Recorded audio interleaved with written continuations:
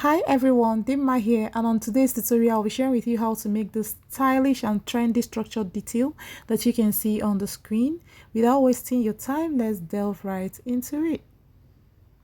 So I made this structured detail using a satin fabric, a crinoline, and of course a hairstay. Yeah, I use hairstay for this tutorial as well, for this project rather. So here I have my satin fabric, and you can see I folded it into four. I folded and folded again, so it's four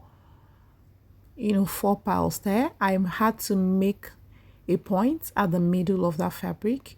Note how I'm making the points. If you get like 20, you take 10 as the midpoint. Also do that lengthwise and widthwise. Okay, now I'm marking 2 inches from that point round. I'm using my pencil because this is a white fabric. Okay, now I'm just making a circle with that 2 inches that I marked.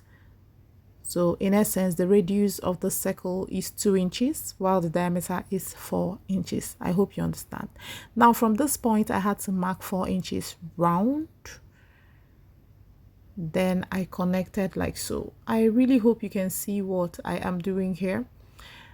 I didn't have any other option than this pencil, so you connect it to one part of the 4 inches, and I had to keep on marking the 4 inches all through. I will continue it from the line that I used to connect to the middle, the first circle I made. Okay, watch closely, you will understand what I am doing. I will have to dim this so that you will see better what I am doing.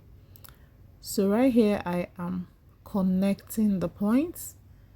Don't worry, I will dim the light so that you see visibly what I am doing. There is no other way I could do this because it is on a white fabric and I can't use marker, is the fabric directly. Okay, so right here I'm continuing the 4 inches all through on the white fabric.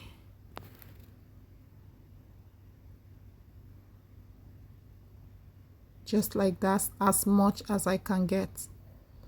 So I'll just go ahead and connect the 4 inches. Here wasn't enough to give me 4 inches, so I had to just continue as much as I could, and I connected all the points that I marked. So this is more like a spiral that I made here. The first circle is 2 inches in radius and 4 inches by diameter. Then from there I took 4 inches, then connected to the circumference of the 4 inches mark, and then continued making my marks from there for 4 inches because the width of my flounce is 4 inches. So this is the 4 inches that I'm still marking, and this is what I have. I'll still go ahead and draw it. I hope you can see better what I am doing now.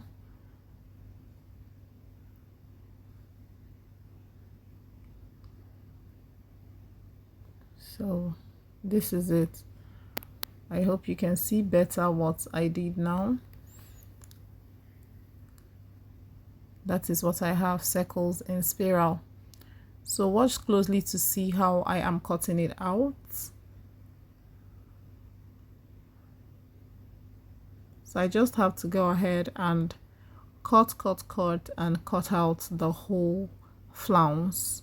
Watch how I'm cutting it. That will give you that is a greater idea of what the spiral looks like, because what I'm following and cutting out this is actually the circles that I made. Okay, so watch closely and you will understand exactly what I did. So this is the spiral that I made. I'm just cutting through the marks that I made. Now the width of this flounce is 4 inches, and I'll be using 3 inches crinoline. After cutting out this, I'll be using an interfacing. The interfacing I used for this project is hairstay. Now I'll apply hairstay on it. After applying my hairstay, I will be using this crinoline on it as well. Sorry I did not cover that part because I made this in a hurry. This blouse was actually made in a hurry and I didn't have all the time to capture everything, but I will link in the description box a tutorial that I have on this channel, how you can apply your crinoline to a flounce, to a flay rather, but it's still the same method. Okay, I will link it up in the description box or somewhere in the video box. I will put it up so that you can look at it and know exactly how crinoline is stitched on a fabric. So right here, the flounce has already been prepared. I've applied my interfacing, which is hairstay, and also gone ahead to put the crinoline. Okay, I turned it with the satin fabric, meaning front and back of this fabric is satin. Okay, just look at that video and you will understand how I inserted this crinoline to this flounce. Okay, so what I will just do is just to go ahead and follow the drawing I have on this blouse. I've already drawn the pattern, the coily pattern, how I want the flounce to go. So that is what I am just, touching with my hand. I'll just go ahead and pin it down following the lines that I've drawn earlier. I'll pin the flounce down like so with my office pin. I'll follow the lines and pin it down. Okay, you have to be very careful here.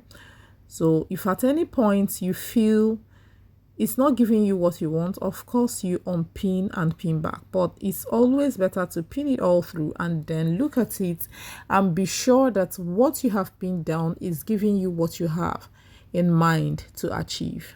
I hope you understand. I hope this makes sense. So now I'm pinning it down following the coil. So here when I got to this point, I felt it was too low. I had to unpin this part. It's too down. I had to still remove the pin and then take it up more. At this point, I felt it's too down. I had to remove. So that is what I mean.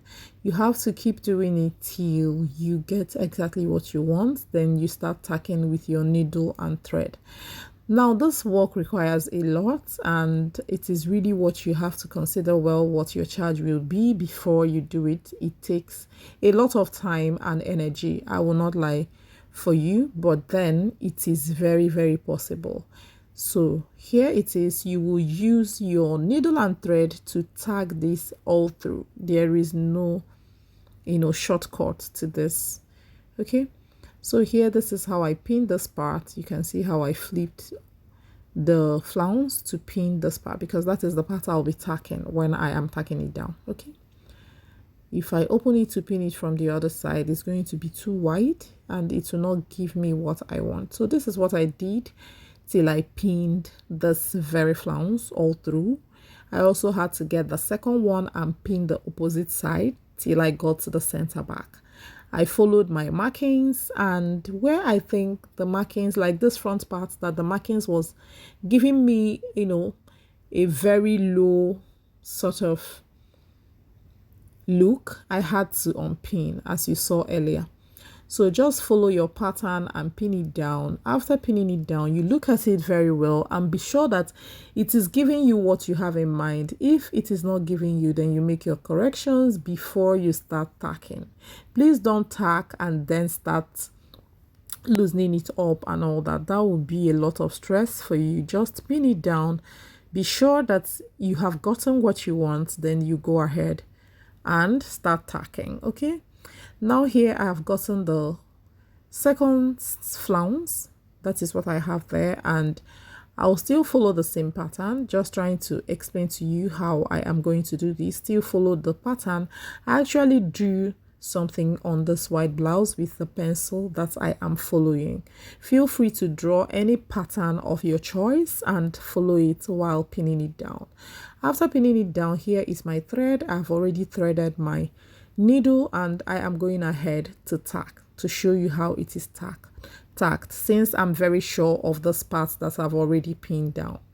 Now it's very important to pin it down all through, as I said, before you start tacking. But then I am very sure of this part that I'm tacking now. That is why I am going ahead to tack it, so that I can do the rest off camera and then show you the result. After I tacked all this, of course this part will just be showing the rough edge. It's not really rough because it's weaved, but you don't want it to be showing like that. So I have applique. You may get applique from the market, or if you are lucky enough, you may get the quantity you want from the blouse that you are making. You know, these Indian blouses, they come with, you know, applique that you can cut out from the blouse fabric or blouse material. So if you have enough, you can go ahead and use it and patch up every exposed part, like this part that I am tacking right now. If you leave it like that, it's going to look unkept and untidy. So you have to cover it up with applique. If the one you have from the fabric is not enough, you go ahead and buy from the market. Of course, you have to include everything in your charge. Very, very important. This is not something you can do really, you know, urgently, because you need all the time to tack all of this applique. It took a lot of time, though I did it in a hurry as well, but then this is the outcome, and I was very happy when I saw this result. It really gave me what I wanted. And this is the back part. This is what I achieved with the whole, you know, flounce. Are you gonna try it out? Try it out and let me know what your outcome is. Let me know what you think in the comments, and also do not fail to like, subscribe, and turn on your notification bell to be the first to know each time I upload my videos. Love you all, guys, and I will see you in my next one. Bye.